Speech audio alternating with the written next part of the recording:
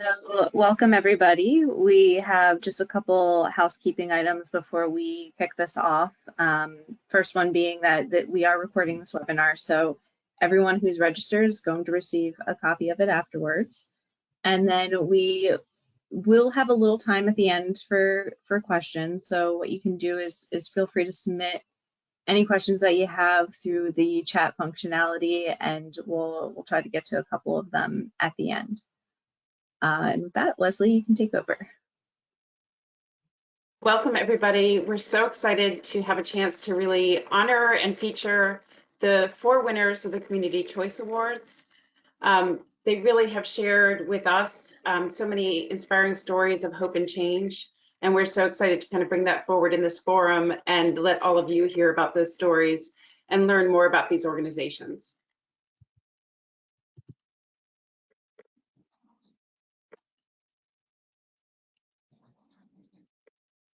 Just to kick us off, some of you may not know Charity Navigator. We'll just quickly tell you that we are a nonprofit ourselves, and our mission is to make impactful giving easier for all. We help people turn their values, passions, and beliefs into meaningful change and impact by providing the data, ratings, and advice to cut through the noise. There's a lot of information out there. We provide ratings and evaluations of nonprofits. We are the largest nonprofit evaluator, and we provide that information for free to both donors and to nonprofits. And that's just who we are. A little bit about the Community Choice Awards. So the 2023 Community Choice Awards was our first ever Community Choice Awards, and we really wanted to take an opportunity to feature some of the nonprofits who are doing great work. This is not an application process. It was done by nominating those organizations that have both a 4-star Charity Navigator rating, and they've completed all 4 beacons of our ratings analysis. There's a little bit more information at the very end of this deck that allows you to look into that information a little bit more in depth if you're interested. We had 4 size categories, and we're going to go through in order from small to large, small to super. And the process for choosing the winners that are here before you today was done by basically community voting. The winners were determined by the total number of votes received by supporters within each size-based category, and we had over 50,000 votes cast. And the winners that are here today, we have in the small size category, we have Jennifer Casey, who's with United Animal Friends. Medium sized, Alicia Vianello is the executive director for Gateway Pet Guardians, sorry. Large size, Adrienne Lee is the associate director from Evidence Action. And then for super size, we have Kevin Hagan, president and CEO of the Pan Foundation. So with that, I'm actually going to turn it over to each of the presenters so we can learn a little bit more. Hi, it's just an incredible honor to be here today, and we are very, very grateful to Charity Navigator and to everyone who voted for United Animal Friends. It's just so wonderful to be recognized on a national level that we could never have reached on our own, so thank you. United Animal Friends began 20 years ago with a simple mission, and that was simply to find homes for homeless cats and dogs. And since that time, we've grown to include programs that actually address the causes of homelessness. So to prevent unwanted litters, we have a spay-neuter certificate program that helps pay for the spay-neuter of pets in low-income households. And our community cat program pays for the spay and neuter of feral cats living in cat colonies. And to prevent pets from being surrendered to a shelter when their owner can't afford care, we have a pet food bank that distributes 4,000 pounds of food each month.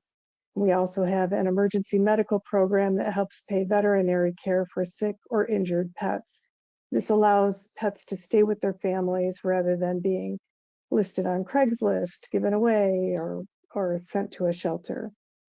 Also, to prevent dogs from being surrendered, For behavioral problems, we have weekly dog training classes to help owners effectively communicate with their pets using positive reinforcement to eliminate those behavioral issues.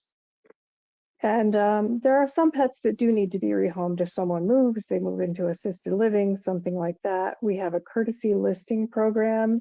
So we don't like to see pets listed on Craigslist or given away. This way that people can sign up for a courtesy listing program and we will advertise their pet on our website. They can come to adoption events and we will vet the applicants for that pet, with the pet owner getting the final decision on who actually adopts the pet. But this way they know that it has gone to a good home. And occasionally there are people who just can't rehome their pet and they surrender the pet to us. Seniors who are moving into assisted living especially have senior cats who we take in a lot. And these senior cats who have lived their whole life with their family, they have a really hard time adjusting to life in a shelter. So we have recently started a Saving Our Seniors program because we recognize that there are also senior people in our community who are lonely, maybe want a purpose in life. And so we're matching up senior cats who have been surrendered with senior adults who would like to foster for a while without that financial responsibility or lifelong responsibility of having a cat for its entire life. Next slide, please. Next slide, please. Thank you. We work with a lot of rescue organizations on the Navajo Reservation in Arizona and New Mexico. We're actually located in northern Arizona. But on the reservation, there are large populations of stray dogs due to lack of resources, lack of spay-neuter, lack of veterinary care. And so we work with these organizations to bring dogs here to Prescott, Arizona, where we can vet them, give them medical care, get them spayed and neutered, and get them adopted. Just one example of a story of us working with one of these organizations is about Lily. And Lily was pregnant and she was homeless on a very remote area of the reservation when she ran into a porcupine. And she was pregnant. And so this sent her into premature labor, dire situation. We have a volunteer who has his own plane. He volunteered to fly up there, pick up Lily, bring her back here. She was able to have one pup who survived, and she's had 3 surgeries to remove quills from her face, but she's well, she has been adopted, and this bottom picture is her pup who is healthy and happy and was adopted into a wonderful home in Sedona, Arizona. Next slide, please. What's next? We are super, super excited about this. So a couple of years ago, our local Humane Society low-cost spay-neuter clinic closed during COVID and it never reopened. And so there was a lot of trouble in our community with people not being able to get appointments for spay-neuter in a timely manner. And also the prices for spay-neuter just skyrocketed, as everything has these days. But people were coming to us and saying, we need help. And so we had the opportunity to purchase a mobile spay-neuter unit, which we have put on our property. And we have just begun offering clinics. We're doing our own animals there and we're offering clinics to the public. It's open to everyone and we have further reduced prices for low-income families. And this is going to help us get a lot more animals in the community spayed and neutered. It will also save us money on our own spays and neuters. So it's just a win-win opportunity for us. And we are just so happy about it. And so just to close, I'd like to say that our organization has 336 volunteers and only 2 paid employees who manage and care for the cats and dogs at our UAF rescue ranch. So donations that come to UAF they are used to help animals. They're not used for overhead or salaries or things like that. So if you'd like more information about UAF, please visit us at unitedanimalfriends.org. Thank you. This was great. All right, Alicia. Hi, thank you all for turning in today. Gateway Pet Guardians is located in East St. Louis, Illinois, which is just across the river from St. Louis, Missouri. We are in a resource desert, so not only is there hardly anywhere to get help for people, there's also nowhere to get help for pets besides Gateway Pet Guardians. So our area is traditionally low income. I believe the average household income is only about $26,000 per year. There's no veterinarian, no groomer, no pet supply store. It's hard to even find anywhere to buy pet food, and so we're here to change that, and we're actually celebrating our 20-year anniversary next year. So our mission is to champion a thriving pet welfare community in the Eastside Pet District, which we have listed here. So while we do intake and adopt out animals, which is about 1,200, 1,300 a year, we also do everything we can, similar to United Animal Friends, to provide resources to pet owners to keep their pets so they don't have to come to us in the first place. So we have all sorts of low-cost community services, including grooming. We have a free spay-neuter program. We have veterinary care that includes wellness and medical care, a pet supply store, a free pet food pantry, and all sorts of other programming. In total, between pets we intake and owned pets that we help about 4,000 pets per year. So this story is Sweet Yvette and her pup Omega. So we have a minor medical clinic where residents can come in. It's a walk-in clinic and they can get treatment for $55. And so little Omega came and visited our clinic recently. Yvette said he goes everywhere with her. He just hops up on her walker and goes with her, and he's truly her companion. And she's voiced, and many others in our community have voiced, that they wouldn't be able to keep their pets if it weren't for Gateway Pet Guardians. And so we're really here to empower these pet owners to have resources for their pets. So with us, our big needs are trying to keep up with demands. There are more stray dogs on the streets than ever before. There's so many people going through hard times. Housing is a huge issue. There's a housing crisis with lack of affordable housing. There's a veterinary shortage. There is never enough pet food in stock. So we're really just trying to keep up with all the demands. We've only been in our building for about 3 years, which used to be an elementary school, that we're still in the process of transforming into a total pet resource center with lots of renovations along the way that are very expensive. So we're always looking for partners and donors who can help us help more people and their animals and keep our building running. Alicia. All right, and now we'll turn to Adrienne from Evidence Action. Thank you. Hi, I'm Adrienne Lee. I'm the Associate Director of Communications at Evidence Action, and we're so honored to have been selected by our supporters for this award, and thrilled to be here today with our fellow winners. So yeah, thank you to Charity Navigator for this acknowledgement and community. Your support really fuels our work. So Evidence Action is an international NGO, and we're focused on creating the biggest impact on global health and well-being at the lowest cost. We're reaching hundreds of millions of people in Africa and Asia with health solutions that otherwise wouldn't be accessible. We have a unique approach to development. As our name implies, we leverage rigorous evidence to find cost-effective interventions that address neglected challenges.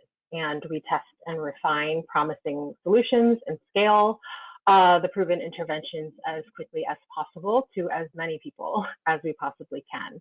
And this approach allows us to achieve the greatest impact in reducing the burden of poverty and helps us create outsized impact for every dollar that's invested. And here at Evidence Action, we just celebrated our 10-year anniversary, and we did the math. And over the past decade, we've reached over 500 million people with our programs. Our current programs include Safe Water Now, which provides access to safe drinking water for more than 10 million people in Kenya, Malawi, and Uganda. Also, through Deworm the World, we've helped governments deliver over 1.8 billion treatments to fight parasitic worms in school children in Africa and Asia, where poor communities are at risk of infections that impair development. Through mass deworming, we've seen huge reductions of infections, helping children stay in school and live more productive lives. We estimate these treatments have helped generate over $23 billion in productivity gains, which is just astonishing. Equal vitamin access is a program that combats micronutrient deficiencies, which is a neglected area of nutrition. The global burden of malnutrition is highest for women, children, and people living in poverty, and has long-term effects on health, growth, cognitive development, and productivity. More than 460 million children are anemic globally, with more than a third of those cases in India alone. And through our highly effective school-based delivery model, we have reached 13 million children in India with iron and folic acid supplements that prevent anemia. And we're continuing to expand this program. Our newest program is Syphilis Restart, which I'll talk more about in a moment. And in our 10 years, we've saved the lives of over 15,000 children under 5, which is the equivalent of 4 young lives saved every day. So here's a look at our life-saving impact for our Safe Water Now program. So most water programs focus on building infrastructure like wells and taps.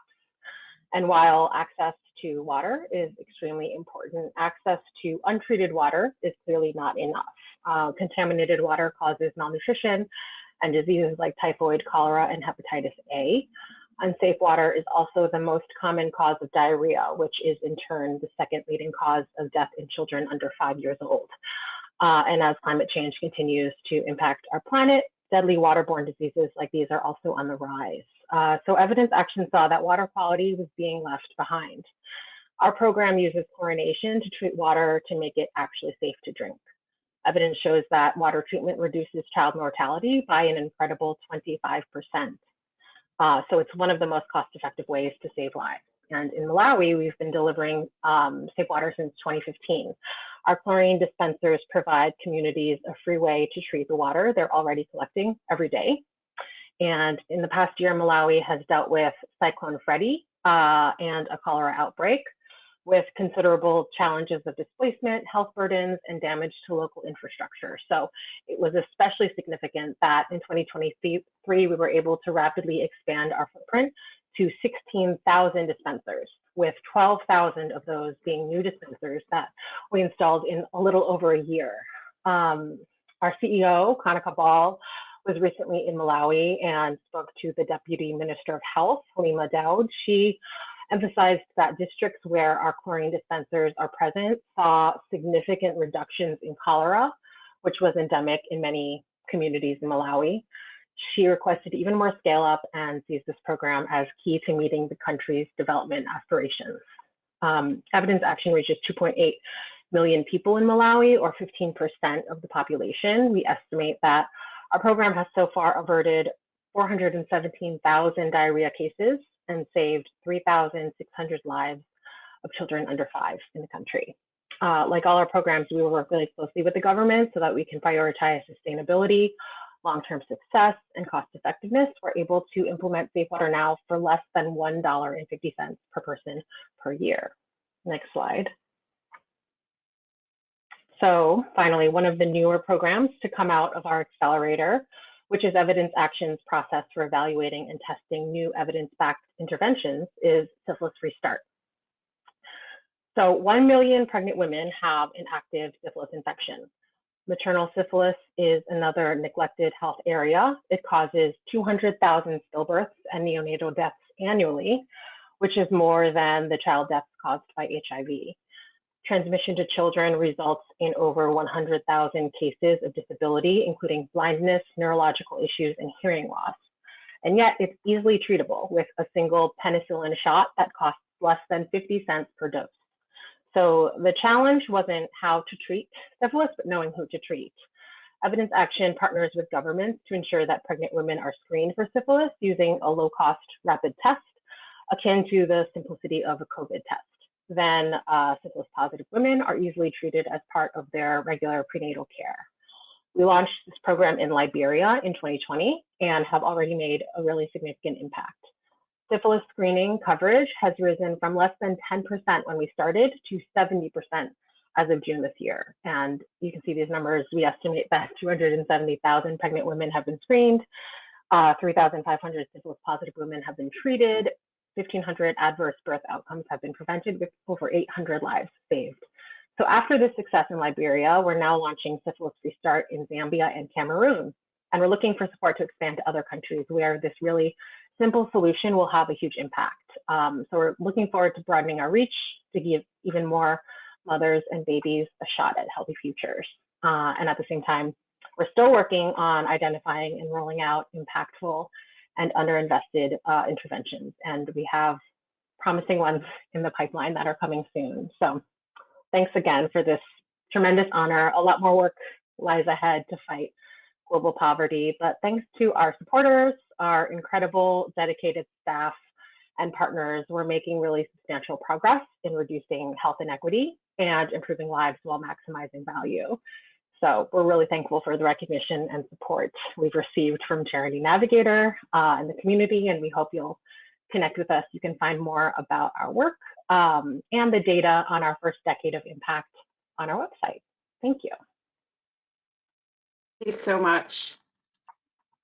And now we're going to transition to Kevin Hagan from the PAN Foundation. All right, thank you all for joining today. And I want to say a special thanks to Charity Navigator for giving us the opportunity to share a little bit more about our missions today, but also the recognition through this awards program I think is really helpful. It was an opportunity for us to engage with our constituent base as well.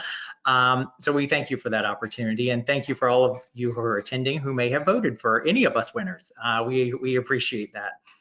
At the PAN Foundation, if we'll go to the next slide, I just wanted to share a little bit about our mission. So we are independent patient assistance foundation.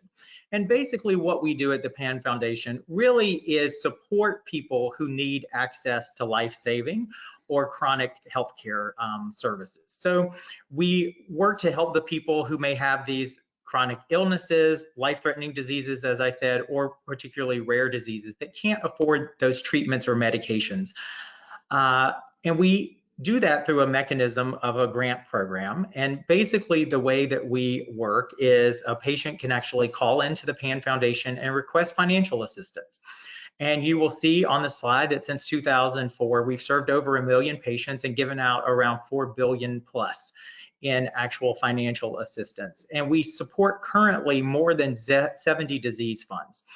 And those disease funds, predominantly, I would say, our grant recipients skew a little older in demographics. A lot of them are Medicare age populations and on Medicare, but we do have younger patients as well, particularly with some of those more rare diseases. And what's a really interesting component around the PAN mission is, you know, we believe in equitable access to affordable healthcare for all Americans. And I think all of us will admit that our healthcare system is fraught with inequities, but it's also expensive and hard to navigate, even if you understand how to navigate healthcare and insurance. And unfortunately, when you're living on a fixed income, like so many of our patients, you don't have access to extra dollars to fund so many of those out-of-pocket costs. And I think what's surprising to most people, particularly when you look at our senior population who is on Medicare in the United States, currently today, they are the only population in the country that do not have a cap on their out-of-pocket medical costs. So most of us who are commercially insured through our employers have a cap. Usually it's $5,000, $7,500, $10,000 a year. Medicare patients have no cap. So some of our patients will spend $5,000, $10,000, $15,000, $20,000 a year just in the co-pays for their prescriptions. And what that often means for so many of our patients is they try to stretch it out. They don't take their medication like they're supposed to. And what we know at PAN is that 50% of our patients said that they skipped doses or did not take their medication as prescribed prior to being a PAN recipient. And after they received their PAN grant, 96% of them now report that they are taking their medication as prescribed. And that really improves their livelihood and their outcomes in terms of their health care perspective. So this is sort of important work that we feel like at PAN And what we wanted to do is put a face to it. And I wanted to tell you the story right now of Bill. And Bill Allen is one of the 130,000 patients that we serviced last year from all 50 states and the US territories. And Bill is living with prostate cancer. And his prostate cancer returned actually in 2010, and he faced a whole myriad of treatments. He had 36 rounds of radiation. He had to go through 6 months of hormone medication. He had to get bone scans every month. He had to have white blood cell transfusion. But even with all of that, none of that was a cure for his cancer. But he was also challenged by living on a fixed income. And while medication is just one part of the healthcare journey, you have doctors' copays, and you have scans and blood work copays, and then you also have all of your normal living expenses. So luckily for Bill, he came across PAN and heard about us. We were able to support him through a PAN grant. And earlier this year, I had the opportunity to meet Bill and hear his story firsthand. And it's people like Bill that are really, you know, focused on restoring their health the best they can. You know, so many of our beneficiaries share with me on a regular basis that, you know, they want to live an active life. They want to see their grandchildren grow up and graduate from high school or college. And it's really this work that brings us every day to do the work at PAN. So if we go to the next slide, and while we do a lot of work around financial assistance, and we do that for those 130,000 patients, we know that we're never going to be able to raise the money. And we raise hundreds of millions of dollars a year to help patients. But we're never going to be able to raise enough money to meet the need, because all of our disease funds currently maintain wait list of people who are just waiting for the grant program to open.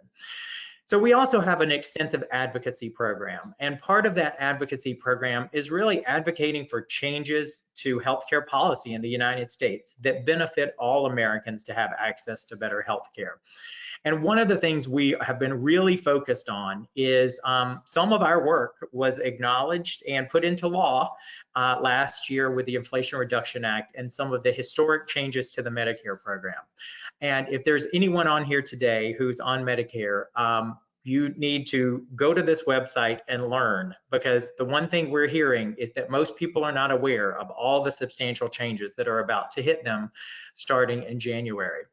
So a key component of our work outside of advocacy really is this education, and that's for patients and providers. And we have built this Medicare Reform Hub because this is the next big thing that we feel like patients need to really understand to get their arms around all of these changes. And there are some very positive changes, but there are also a lot of changes that require patients to actually take action and do things. And we want to help users navigate those changes. So you can visit us at panfoundation.org, or you can scan this QR code and learn more. And we do have an upcoming webinar on these 2024 Medicare reforms, and you can sign up at our website. And I just thank you for your time and attention today. So much, and thank you to all of our presenters today. We did want to pause and see if there are any questions. Crystal, is there anything that we want to field to any of the presenters? Yeah, and actually, I think it'll be easiest if we go in the same order, smallest to largest. But one question is, what are you planning to do for Giving Tuesday, or anything exciting for the upcoming holiday season? United Animal Friends will just launch a social media campaign. We'll email our supporters. We'll do press releases. We don't have any actual events planned, but we will be reaching out to everyone. We are having a up to $25,000 match through our partner at Ameren, Illinois. So we do have an email campaign and a mail campaign going out for Giving Tuesday and end of year giving. So your dollars will be matched during that time. And Evidence Action will be showcasing some of the communities that convey the tangible impact that donors have helped create and, of course, spotlight more data and evidence. We might give our followers maybe a sneak peek behind the curtain of new interventions that we're testing. But yeah, we're really just looking to accelerate our efforts and make even more impact. And of course, just show gratitude to our supporters and encourage, donors to help us provide proven programs and, encourage them to donate to highly effective organizations. And I would just add, we do normally have campaigns throughout the month of November revolving around Giving Tuesday and heading into the big fundraising season for the end of the year giving. So we will continue to do that and really highlight some of the successes that we've had from patient outcomes this year. But also we are very fortunate that in addition to this Charity Navigator award that we received a couple of industry awards, and PAN was also named this month by Fast Company as one of the 2023 brands that matter. So we're going to sort of leverage all of this recent awards that we've received to really talk about the work that we're doing in a different way than we have in the past. So I just can't thank you guys enough for taking the time to come here and speak to all of us and share a little bit more about your organization's missions, highlight some of the beneficiaries, and then feature some of the things that you have coming next. It sounds like you've got kind of so much before you, but it's clear that you're making such a difference in each of your different arenas and your locations based on size and all of those things. But we're just so excited that you could be a part of this. And thank you for all of your efforts and the true impact that you're doing. Thank you. Crystal, any other questions or? No.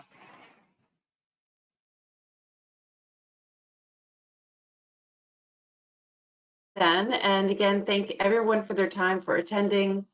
And we will send out this recording so you can take a look at these organizations as follow-up if you're interested. Thank you. Thanks so much. Thank you. Thank you. We appreciate it. Thanks, everybody. Bye.